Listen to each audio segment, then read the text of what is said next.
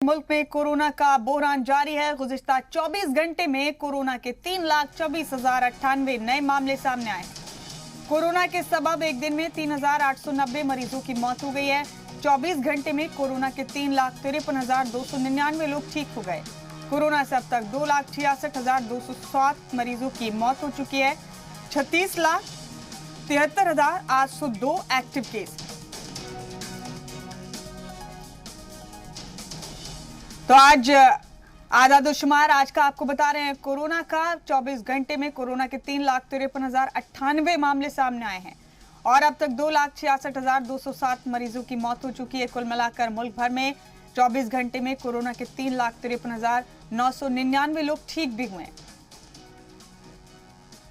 बड़ा अपडेट आपको कोरोना पर दे रहे हैं इस वक्त। 36,73,802 एक्टिव केसेस हैं फिलहाल मुल्क में और ठीक होने वाले की तादाद 24 घंटे में 3 लाख से ऊपर है। कोरोना से अब तक 2,66,207 मरीजों की मौत हो चुकी है।